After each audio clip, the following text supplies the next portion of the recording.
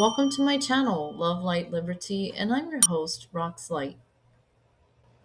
Today is Tuesday, March 3rd, and we are full moon in Virgo. We're currently in Pisces season, so the full moon is going to be in your opposite zodiac sign. So the opposite of Pisces is Virgo. The Native Americans called tonight's full moon the worm moon because we are in the spring season now and the ground is beginning to soften and the worms are beginning to start crawling around. Tonight is also a total lunar eclipse. Lunar eclipses only occur during full moons, and tonight's moon can appear red or orange in color, and some people also call that the blood moon. According to NASA, the lunar eclipse is only going to happen once this year, which is tonight. Tonight, I'll be going over the full moon and the new moon cards for the month of March, and next will be the mystery show and tell item, and then the spooky ghost story.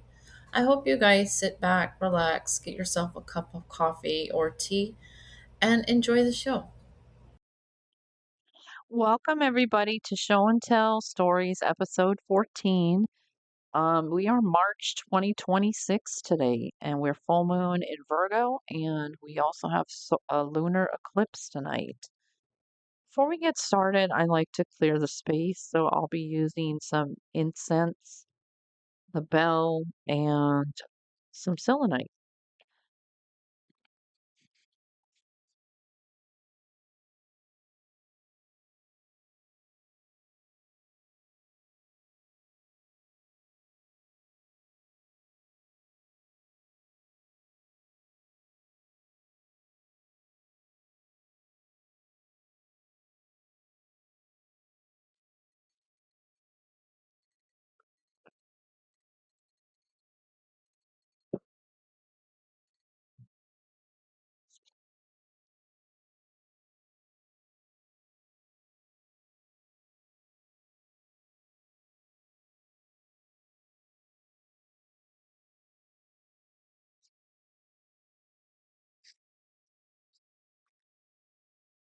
I'd like to mention, before we get started, to thank the angelic spiritual realm for making my life possible so I can sit here and do this for you guys today.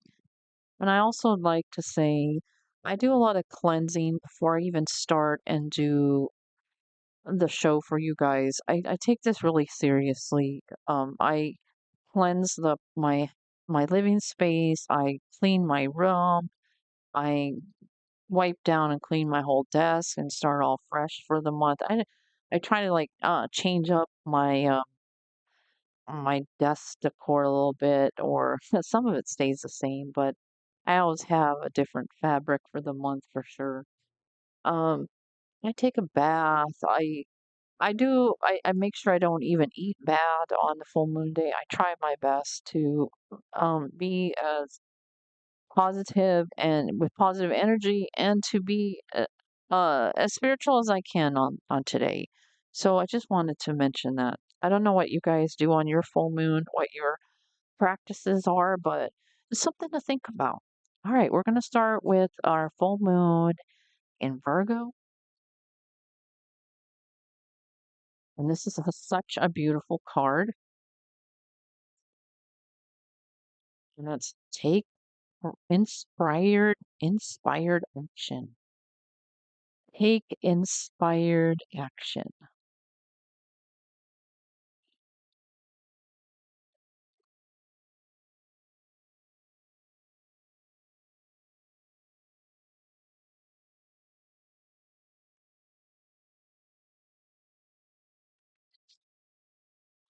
This card is bursting with goddess energy and reminds you that while it's wonderful to have lofty dreams, you also need to ground those desires by taking inspired action. Commune with the heavens, but take practical steps down here on earth. Draw down the energies of the divine by doing something as seemingly trivial as making a bullet point list of what you need to do to manifest your dreams into reality. Also, know that you're 100% worthy of your dreams. Ditch self effacement, criticism, and second guessing yourself and others. Manifesting balance. Find a balance between dreaming big and being practical. Your manifesting mindset. It's important to believe in your dreams, but we also need to take practical steps towards them. The energy of this card will help you connect with that reality. It's mentioning a manifestation ritual, maybe adding tea tree essential oil to your diffuser. I don't even have a diffuser. I don't know how many of you guys like that kind of stuff, oil diffusers, but and of course, once again, ask upon your higher, well, your belief system. Who do you ask for assistance in the higher realms? Only you know who you go to for that. Your manifestation affirmations. I forgive myself for everything. I am doing my best. And to manifest your magic, the best time to work your magics when the moon's in Virgo on a Wednesday, which is Mercury's day. The full moon in Virgo takes place when the sun's in Pisces and the moon is in Virgo, which is tonight. All right, well, what I take on this is it says take inspired action. You can't just dream about everything and expect it to fall into place. You do have to have some action behind it to show the universe that this is really what you want and what you are really manifesting. Um, we're not born with the ability to know how to manifest. I think that's something that we have to learn. I mean, we might have an idea that might not be, I don't know if there's a right or wrong way to manifest, but I'm sure there's ways that are make more sense or maybe actually might work. I don't know. I know uh I have a little book here, like this one's kind of interesting. It's manifesting affirmations. And like I said, a lot of this stuff is information you got to learn. Like, I'm just going to read something out of here. Virgos, by the way, are organized and disciplined and really hard on themselves. So when it said, forgive yourself, let's see, I forgive myself, I'm doing my best. Oh, that's perfect for a Virgo. Not everything has to be on point at all times. Sometimes good enough is good enough. All right, this is just information like say you want to manifest, it's an example, right?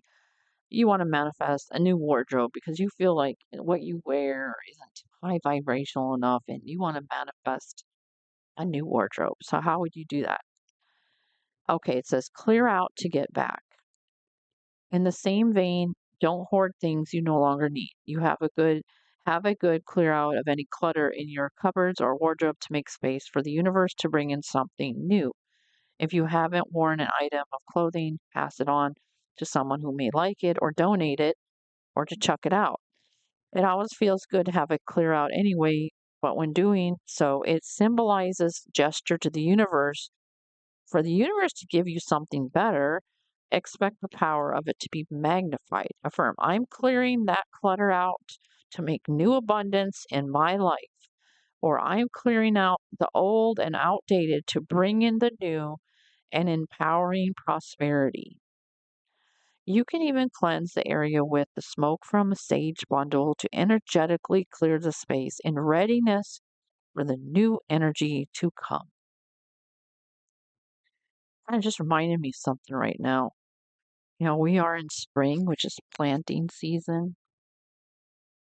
There's this what older people used to read a lot was called Farmer's Almanac, and it has the planting times and dates on there, like when you should plant certain plants that they would be more uh, apt to be successfully growing if you plant them during a certain time of the month. And some people would say, "Oh, that's just not true," but there's some farmers that are like, okay, well, it says not to plant my corn on this day of the month, and it does say to plant it here. And they're religious about it, and they plant according to the moon. And are their crops bigger? I don't know. That's something to ask the farmers that actually follow that. But think about that as manifestation. Maybe they want to manifest some big productive crop season. And the only way to do it is to like do it according to the moon. I don't know. Something to think about. It's available out there and people do use it. Like I say, manifesting, I don't think we're just born with it. I think that's something we learn. I think maybe you can manifest pretty good on a full moon or the new moon when there's new changes coming your way and you want to start something new. All right.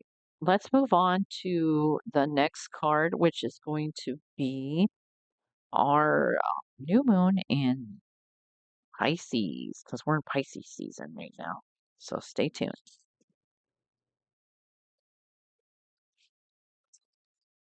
So our new moon in Pisces is attuned to the divine.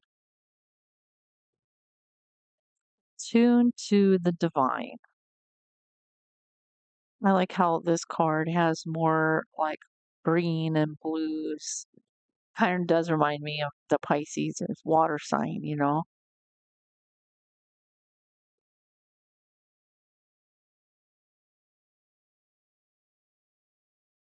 You have the opportunity to slip into the flow of life now. When that happens, you want what is happening, and what is happening is what you want. Your manifesting is working perfectly. Just make sure that you stay attuned to your higher self, and you will be well on your way to feeling blissfully happy and in tune with your dreams. Meditation is the best way to connect with your higher self. So practice it if you know how, or try learning from an online instructional video. Above all else, be kind to yourself and others. Oh my God, I just had said that we don't just aren't born with manifestation, that we have to learn it. It says try learning from an online instructional video.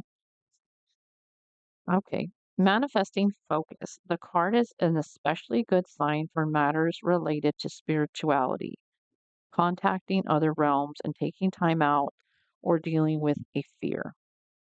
Manifesting mindset. The more you believe that it is well, the more it will be well for you. It helps to have a positive attitude in life when you are manifesting. You definitely don't want to be like, the world is against me. You don't want that. You want the universe provides. You want to use words like that. And of course, call upon your higher powers to help you. And then your affirmation is my conscious dreams create my reality.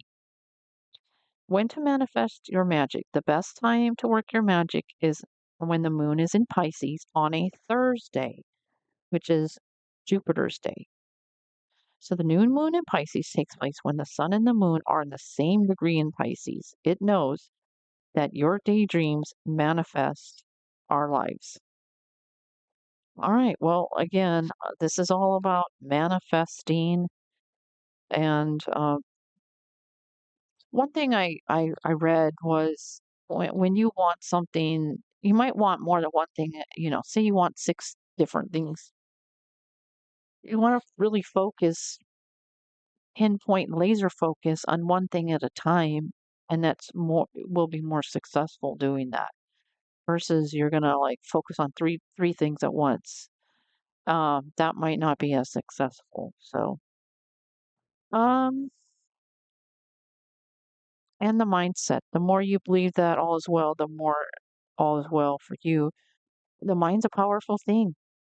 You know, the mind helps create our own reality. We're all living on the planet, but we're all living separate individual experiences and lives on the planet all at once. So it's kind of like a snowflake. There's no two snowflakes that are alike. Humans are like that, and their experiences are like that. No two experiences are exactly alike either. work at a surgery hospital, and sometimes patients will say, "Well, my last surgery wasn't like this." And sometimes if you had a prior experience, you expect the next experience to be exactly the same, and that's not even how it works either in life. Um, so just something to think about on that. All right. Well, the next thing is going to be show and tell for the month of March. So I have a couple things to show you guys. All right, stay tuned. Well, actually, I'm going to show you two things tonight.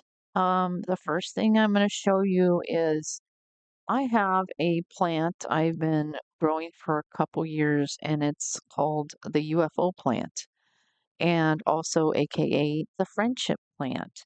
Well, my plant decided to make a baby, and I um just re planted the new UFO baby here. It's called UFO plant because the leaves look like little flying saucers, little UFOs, but it's also a friendship plant. So when you want to give something to a friend or whatever, this is the plant that you would give. But yeah, this is the baby to my big one. He's really big and have it outside. But if the weather gets too hot, I bring it in. The weather gets too cold, I bring it in. So I only leave the plant outside when it's good weather. But this is the baby. And I will be giving my friendship plant out to my son-in-law because it's his birthday this month in a couple days. He's Pisces. So I don't know if he'll watch this beforehand, but that's just probably one gift I'll give him. I'm sure I'll give him more. My second thing is what's in the mystery box for March? As you can see, I have not painted my mystery box yet. It is, I'm going to paint it. Maybe I should just stain it. Maybe I don't want paint on it. Maybe just some nice stain. All right. What's in the mystery box? Ah, what is this, you guys? Everybody knows what this is, right? My daughter got this for me. It's the evil eye. Well, the evil eye is this one you can hang it up on the doorway or on a hook in your room as decor. This isn't like a necklace or anything like that. This one has several beads on. This is so pretty. I'm not even sure where she got it, but she came home with two of them, and she put one on the doorway, front door, and she put this one on my desk and hung it on the top of my desk. And she said, "Are you going to show the evil eye pendant?" And I said, "Oh yes." So yeah, evil eye has been around for over 5,000 years, and and carried on through various cultures, Greeks, Romans, Egyptians, like all over the world. Originally surfaced in Mesopotamia um, area like around Turkey, stuff like that. Um, the evil eye is blue because I guess folklore has it that the blue-eyed people were the ones that had energy to give you evil eye. And so they decided to put a blue eye. So if you see these pendants, they have a blue eye on 'em, the color blue. Um, do I believe in it? I don't know. Yes and no. Yes and no. Um, I think things only hold value maybe if you really um believe in it more. I'm not sure. They say that okay, let's discuss what evil eye. Evil eye is when somebody looks at you and feels negative, whether it's envy, jealousy, hatred, they just don't like you, they despise you, and when they look at you, they look at you in a negative, they send that negative vibe to you from them. whether knowingly or unknowingly, when they're looking at you in a bad way, they're sending it to you. And you can feel that by, say, you might feel like someone's looking at you, turn around, somebody is, or something happens. Have you ever like walked and you're walking and you just trip all of a sudden and you're not tripping like on your shoelace or a bump in the road or anything. You're just trip, just automatically, like for no reason. And you look up and someone's looking at you. That's like evil eye. Like they had the power to make you trip. So do I believe in all that kind of stuff? Yes, I do. I mean, I've been at a store before and my earring flew out of my ear. It was like hooked in. It wasn't like, oh, the back fell off. No, it was one of those French hook earrings. So you would have to unhook it out of my ear. And it flew off of my ear like somebody grabbed it and it went. Like it didn't just fall directly flat, like down. It like flew across. Like it felt like somebody took it off my ear and just threw it across the room. And I was kind of so taken back by that. And I looked up and some lady was looking at me and I was like, oh my goodness. Maybe some people's energy is stronger than others, you know? Do I wear an evil eye on myself? No, I don't. I mean, at some point, will I? Who knows? I might. If I feel like people give me enough bad vibes or whatever. But this is a protection. It's to ward it off. Like when people see this and they know what it is, because like I said, it's been around for 5,000 years. So even if they don't act like they know, they will know because it's in their DNA. It's been around long enough now where people know what it is. So they would like shy away from wanting to do something harmful. I don't know. Somebody said something about gave me a compliment the other day, and then they said, "No, let me touch you." I don't let people touch me, but she's like, "Well, let me touch you so I don't get evil." I'm like, "Evil eye only happens if you had ill intent towards me. If you were complimenting me, that's not an evil eye then." Like, so in some cultures, they believe if they're staring at you, that they need to touch you in order to prevent evil eye or something like that. Like, but again, I don't like people touching me because when people touch you, they take your energy. Do I believe in that? Yes, I do.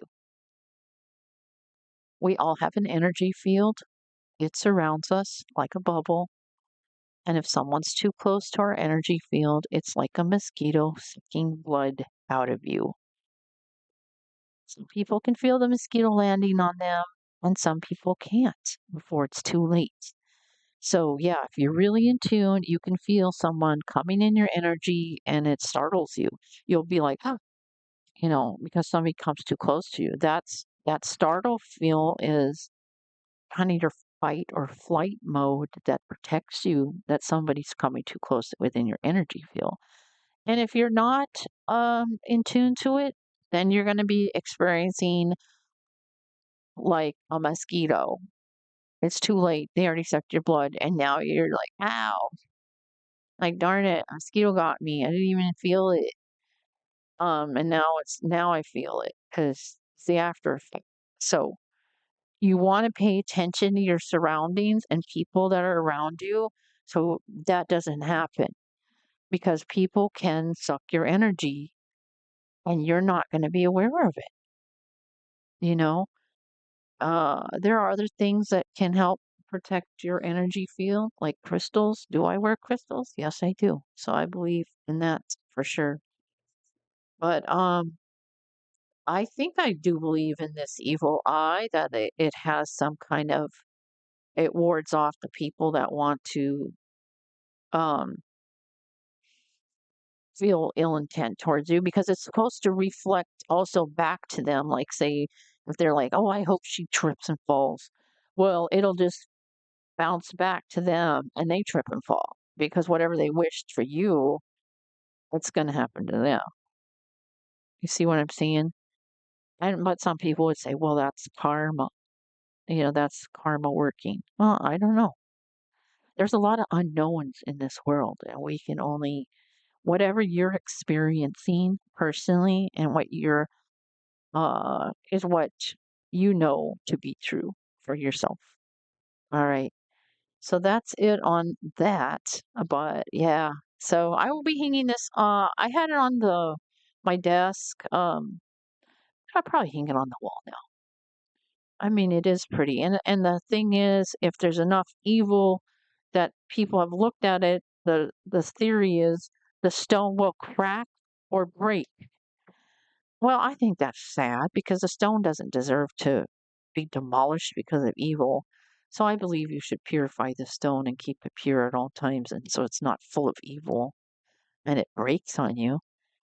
Um, there are necklaces I've wore that I feel like they've gotten so much energy into them that they have broken, fell off my neck.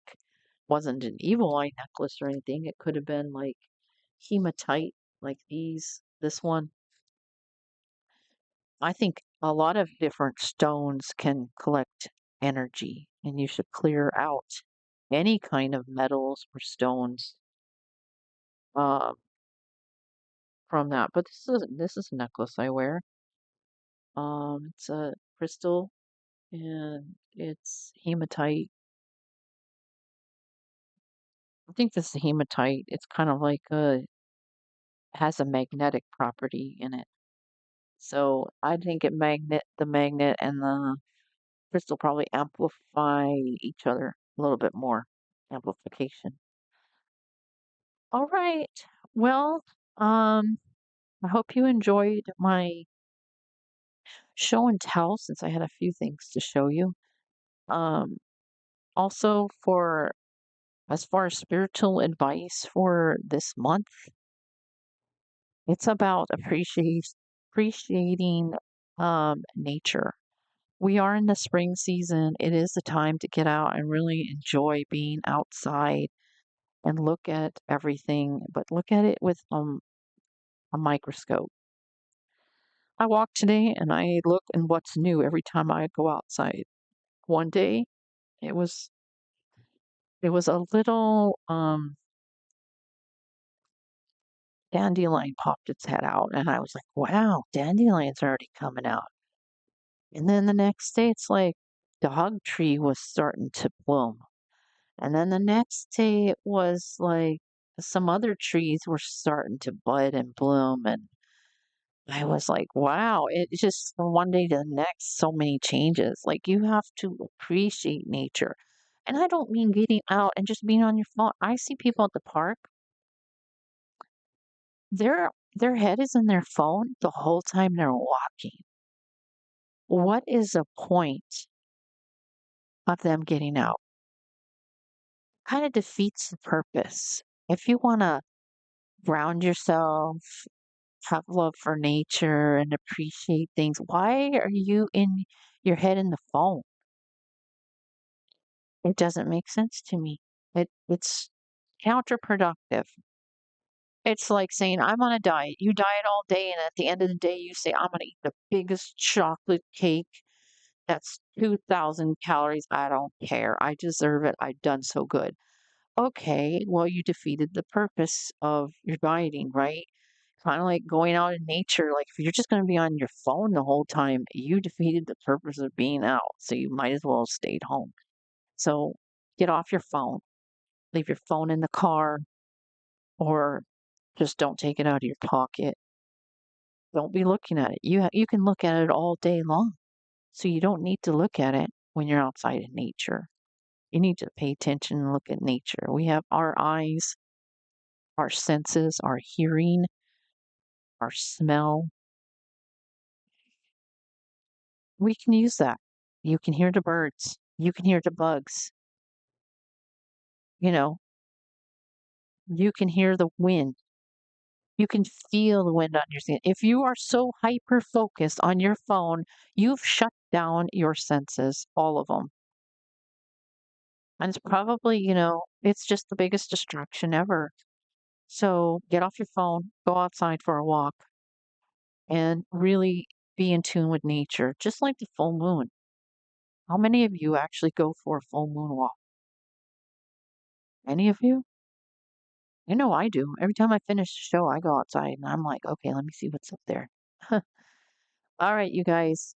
I'm going to tell you the spooky ghost story next, and so stay tuned for that. Tonight's ghost story is brought to you by Chasing Texas Ghosts by Barry and Brad Klein. These two paranormal investigators are located in San Antonio, and they started a private research 20 years ago, and they're here to like pretty much try to prove ghosts exist and stuff like that. And they have on TV a series on Discovery Channel called Ghost Lab. So if I use the word Barry or Brad in the story, those are the paranormal investigators. So tonight's story is called Echoes in an Abandoned Old Folks Home. Barry. The cops in Leon Valley are getting fed up. Calls have been coming in to 911 from a nursing home on the outskirts of this bedroom community of San Antonio for months. No one ever actually reported an emergency. In fact, the operators never even heard a voice on the other end of the line, just hang ups or silence. But the police were still compelled to respond to every call to clear it. The bizarre part of all of this was the fact that the care center had closed a year earlier. The power had been turned off, the doors locked, and the phone lines disconnected months ago. That meant the 911 calls weren't getting written off as pranks, wrong numbers, or even malfunctioning wires. The telephone company had looked into the matter and confirmed the number was indeed out of service and had never been reassigned. They were as much of a loss as everyone else to explain who could be making the calls or how they kept getting through. For the officers on duty, driving out to the forlorn one story building was bad enough. Having to venture inside was worse. The place gave them all the heebie jeebies. No one would set foot alone inside alone, even with a partner walking down the shadowy halls and peering into the darkened rooms was unnerving. There was something grim, sinister, and almost surreal about the abandoned facility. Half empty glasses of moldy orange juice still stood on bedside tables. Wheelchairs sat empty, not lined neatly against the walls, but facing in odd, random directions along the halls. File folders had been pulled open, and medical records were strewn all over the floor around the front desk. The chaos left behind suggested that the entire population, staff, and patients had rushed out in a panic one night and never bothered to go back to get their personal effects or clean up. And in fact, that was essentially what had happened. The state shut the center down for various code violations, and the people in charge closed up shop quickly and then vanished. No one seemed to know what had become of the residents, though they must have been moved to other care centers in the area. Vandals might have broken in at some point and added to jumble, dumping the records on the floor as they searched for credit card numbers and other personal information. Kids could have snuck in and raced the wheelchairs up and down the halls, crashing them and leaving them laying on their sides. But none of that could explain the bizarre experiences the cops had whenever they entered the deserted nursing home. Objects moved when nobody was touching them. Noises echoed from the far end of the halls. Officers often felt the disturbing sensation of someone standing behind them and peering over their shoulder. They would glance back quickly but find there was no one. These were all veteran cops who didn't get spooked easily, and they were all convinced that the building was haunted. Brad's brother in law, Anthony, was one of the Leon Valley police officers who responded to calls at the care center. One afternoon, he and another cop canvassed the nursing home, checking yet again for intruders after a 911 call. Every door lining the corridor in which they stood slammed shut simultaneously. There were about 16 doors altogether, and a tremendous bang made the walls shudder. These were old fashioned doors, not automatic doors that might have been triggered by a short in an old wiring. The two cops stared at each other in shock and then tore out of the building.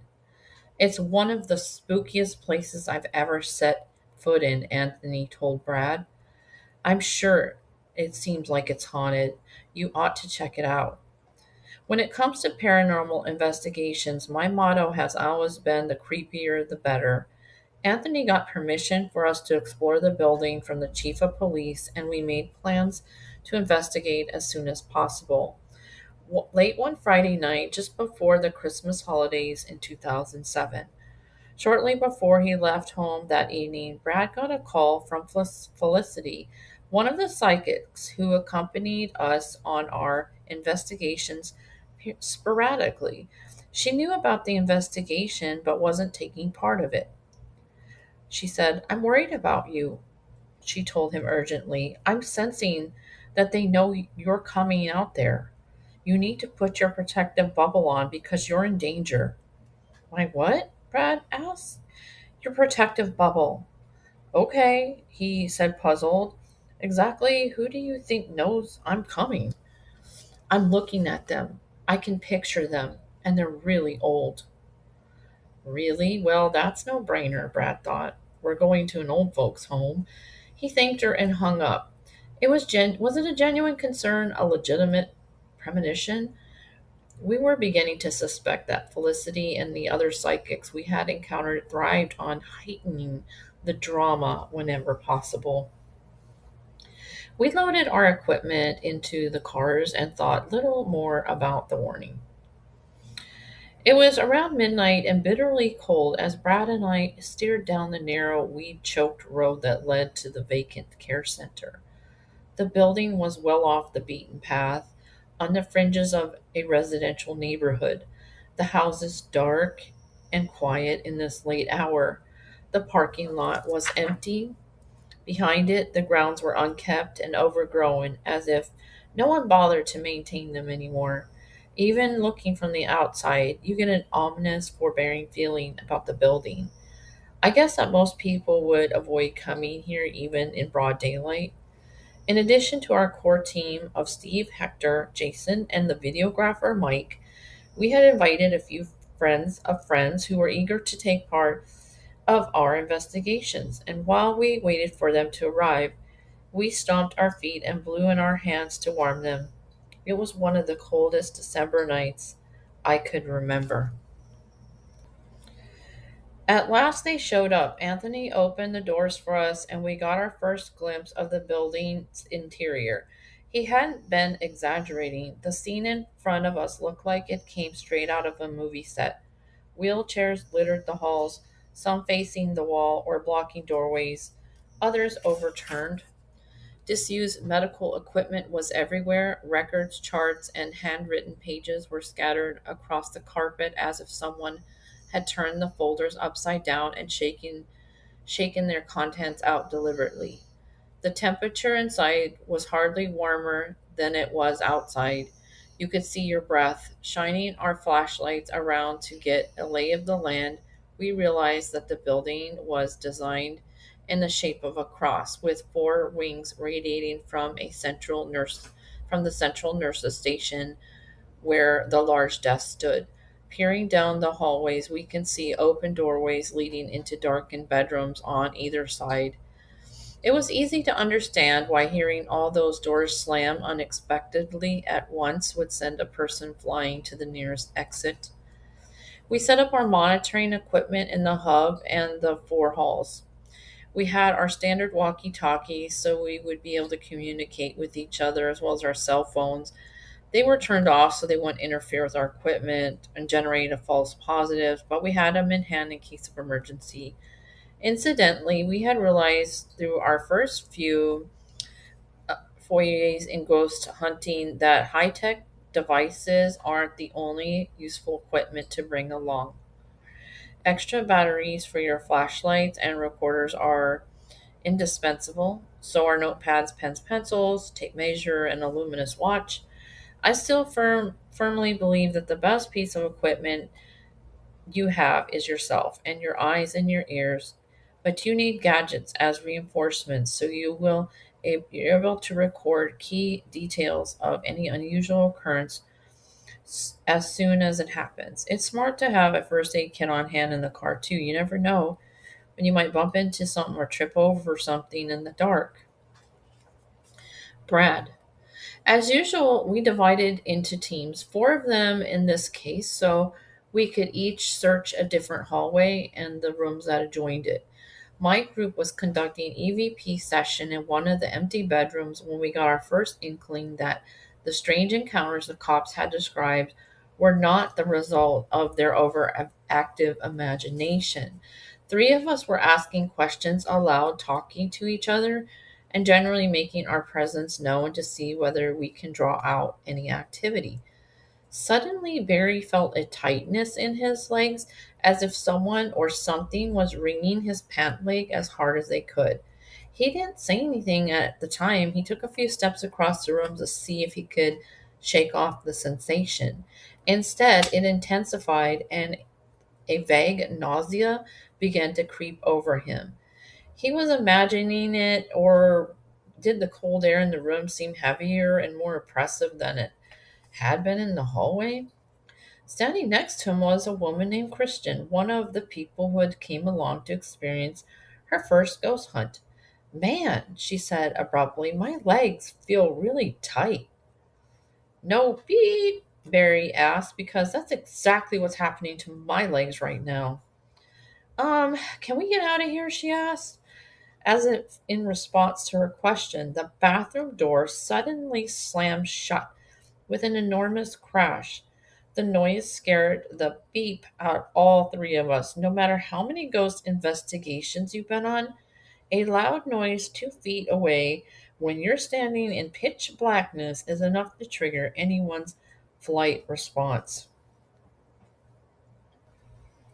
We resisted the urge to bolt out of the room and instead turned our attention to the door and the small bathroom beyond it, shining our flashlights into every corner and continuing to record our work. We hadn't felt a gust of wind, but all the same, we checked to make sure there were no broken or open windows near us. We could not find anything that would have caused the door to slam. It looked like object manipulation to me. Object manipulation in ghost investigations involves an inanimate object being moved by an unseen force. Whenever an object appears to move on its own accord, you need to rule out gravity, magnetic forces, air currents, and other invisible but perfectly logical causes first, of course. If and when you can do that, and you've got some pretty compelling and unusual paranormal evidence.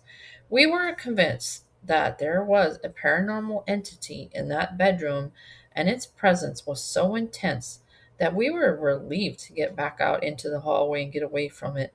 Once we did, the queasy, stifling feeling dissipated immediately.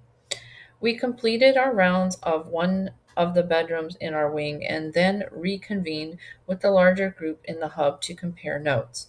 We were standing in a circle near the nurse station talking when something small and hard skipped across the floor between our legs, narrowly missing us before it shattered against the wall. What was that? Several people blurted out at once. We walked over to get a closer look at the missile lying on the floor were the remains of a small light bulb. A bit of probing with flashlight beams revealed that the ceiling was lined with light fixtures, and each containing the same type of bulb, and each held in a place by metal cover. Could a bulb fallen out? We scanned the fixtures and the floor to see whether any of the covers might have come loose, but none had. Every one of them had a bulb and a cover in place. Besides, this bulb hadn't fallen, it had came zinging across the ground parallel to us and slammed up against the wall as if an unseen hand had whipped it at us. No one had been cover had been removed, unscrewed a light bulb and put it back without drawing our attention.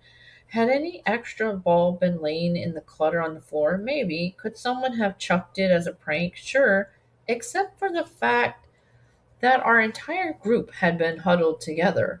As always, we made sure that everyone was present and accounted for so we could not document the incident incorrectly. Then we calculated the trajectory. No one had been standing near the spot from where the bulb had been hurled.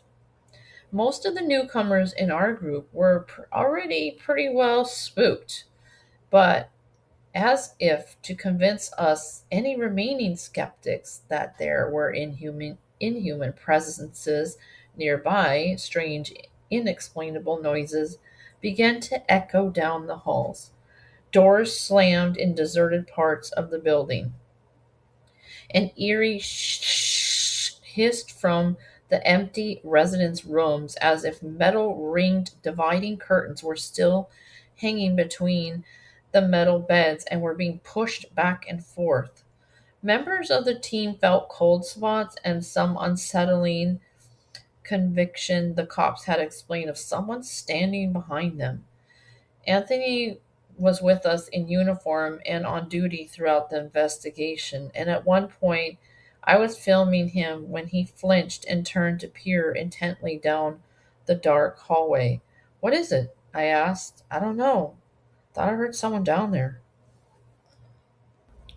When we replayed the footage the next day, it gave us all shock. A split second before he spun around, there was a sound of an old woman screaming. It was the kind of evidence we love to find, a personal experience that we can correlate with recorded paranormal data. How many people have thought at some point in their lives as they caught a glimpse of something sneaking around a corner or heard a whisper when they were alone in a house? When and if it happens, most of us write it off like we're tired, we're on edge, we must have imagined it, we tell ourselves. But the data we collected that night at the old folks' home suggested to us that, at least in some incidences, these feelings are not pure imagination. They might be legitimate responses to paranormal activity that we sense on a visceral level. What we have captured bordered between EVP and VP voice phenomenon, the unexplained voice that's actually audible to the human ear in real time. It integrated us as through Anthony claimed the noise was so faint that he barely heard it. On the videotape, it was loud. We already know about variations in frequency levels, and the recorder captured paranormal sounds too low in frequency for the human ear to detect. But were all of the same low frequency? Was there a specific frequency level associated with paranormal activity? Did the frequency depend on setting and or conditions like temperature, humidity? Might it be varying depending on the voice of the spirit and had it how it sounded when it was alive? For example, would the frequency of a child ghost used to communicate vary from that which of an adult male ghost used? If we were to figure out the right frequency level for any given setting, it would be easy to communicate effectively with ghosts. We haven't isolated a single frequency used by ghosts, but we have conducted experiments to compare the frequencies of EVPs of those of human voices. For example, in our first episode in season 1 of Ghost Lab, shortly after we caught a Class A EVP at the Shreveport Municipal Auditorium in Louisiana, we asked team member Steve to stand in the spot where he had captured the EVP and repeat the phrase he heard on the EVP. And the phrase was, "They saw the light," matching his voice as closely as he could to the recorded one. When we studied representations of both voices on the computer to analyze their pitch, sound, and amplitude signal power, to give you some basic background on sound, sounds are made up of evenly spaced waves of air molecules. The shorter the wavelength or distance from one wave peak to the next, the higher the sound. The longer the wavelength, the lower the sound. Sounds with longer wavelengths don't reach your ear as frequency, hence the lower frequency. Frequencies between 30 and 300 kilohertz are classified as low frequency. Perfect human hearing is 20 hertz to 20 kilohertz. And average human hearing is well above the low range, which explains why EVPs aren't always heard. They occur in lower frequencies. We looked at an analysis graph of each voice, Steve, and the EVP, and realized that the frequency of the human voice and that of the mystery voice was entirely different when each one uttered the phrase, "They saw the light." The unidentified voice we captured represented a much lower frequency, too low even for a man with a deep bass voice. Data like this helps us distinguish genuine paranormal voice phenomenon with human voices that we might accidentally catch. Demonstrates to dubious viewers that our evidence has not been manufactured and gives us data to compare with other EVPs we collected in other locations. The scream wasn't the only chilling EVP we captured on video camera that night in Leon Valley. The most unsettling occurred when we walked out of the bedroom where the slamming bathroom door caught us off guard. On camera you can see us exit the bedroom, and just as we step into the hallway, a male voice distinctly whispers, "Behind you." Over the years, Barry and I have ventured into some spots that would make our hair on the back of our necks stand up, from mortuaries to mental wards. But the old folks' home at the end of that deserted road was as creepy as any of them. Years of experience has convinced us that ghosts are complex, just like living humans. You can't easily categorize them all as either bad or good, just like you can't categorize people as bad or good. But whatever was lingering on in that desolate former nursing home was, if not downright menacing, at least tortured. Maybe the building had seen so much human suffering and misery that the hauntings, whether residual or intelligent, retained that anguish. There are some scary statistics out there about nursing homes. Between 30 and 40% of patients suffer from malnutrition, dehydration, and abuse every year. 66% suffer from dementia, and 20% are physically restrained at some point.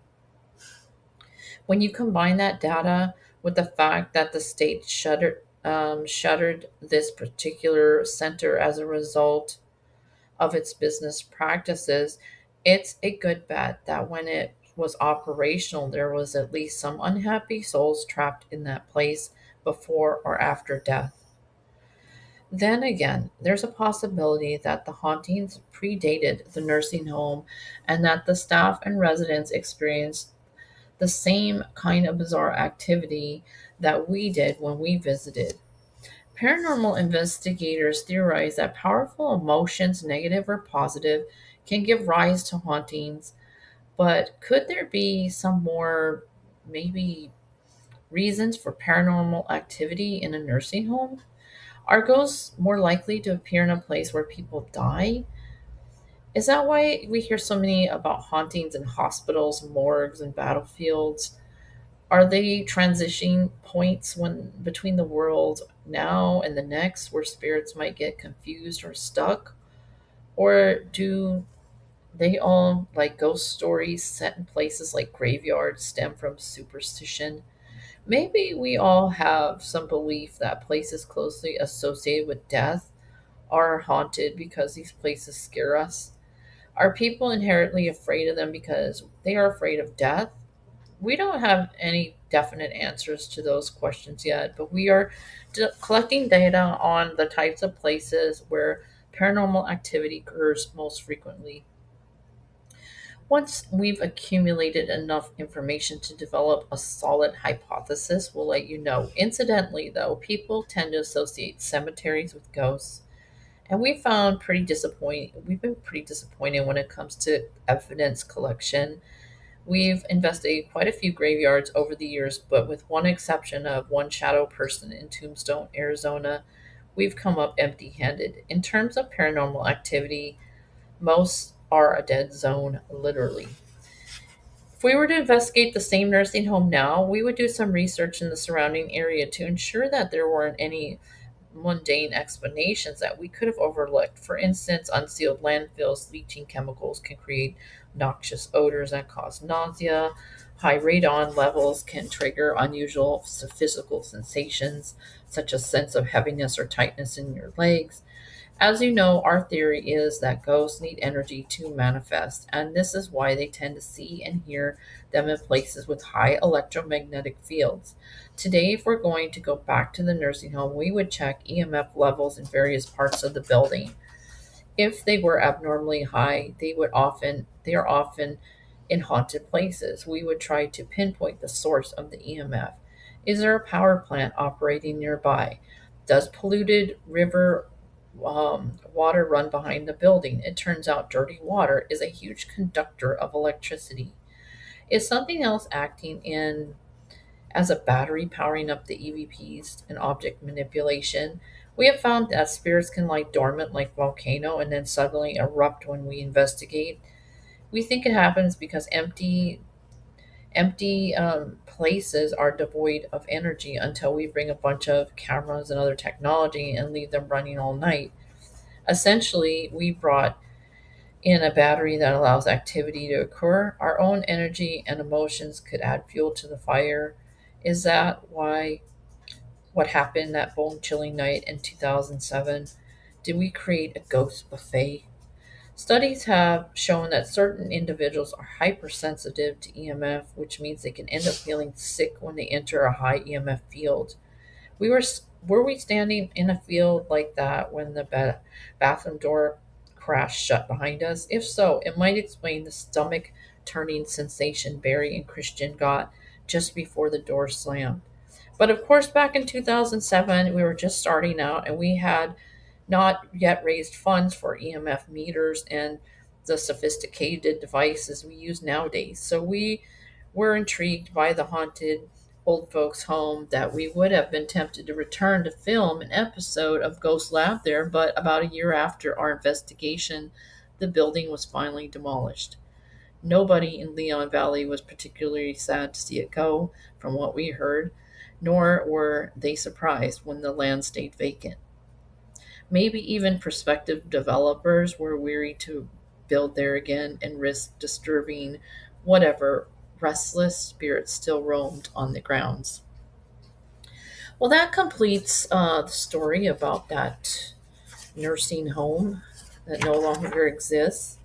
What do you think about that? What do you think about you can't it gets to a point where you can't deny certain evidence. Like when the 911 calls keep coming in over and over and over, and the cops keep having to go out there, and the buildings has no electricity, it's closed up, it's locked up, there's no phone lines. So, how do you explain stuff like that?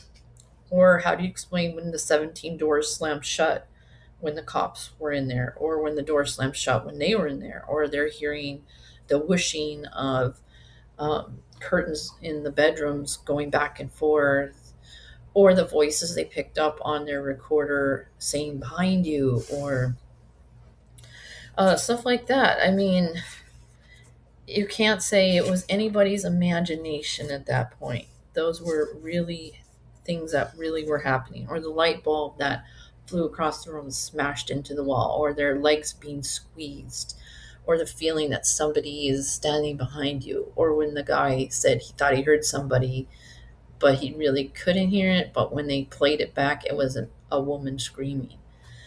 Pretty creepy stuff, but it makes you think, there is stuff out there living um, at the same time we are living, but it's maybe we call it maybe the other dimension, but there's a veil between our world and their world, but the veil is pretty thin because they're still be able to um, interact with us, and we're still able to interact with them, but it's kind of on this kind of limited basis, but it still exists. All right. Well, I hope you guys enjoyed the show tonight. Go outside and see if you can see the full moon tonight, and see if it was orange or red or the eclipse. It kind of depends on what part of the world you live in. If you are uh, in time zones, so I don't know what time it all is for each and every one of us, but and we'll see you next month. During next month we're already going to be in. I believe we're moving into Aries season already. So you guys take care and have a nice full moon tonight. See you next month.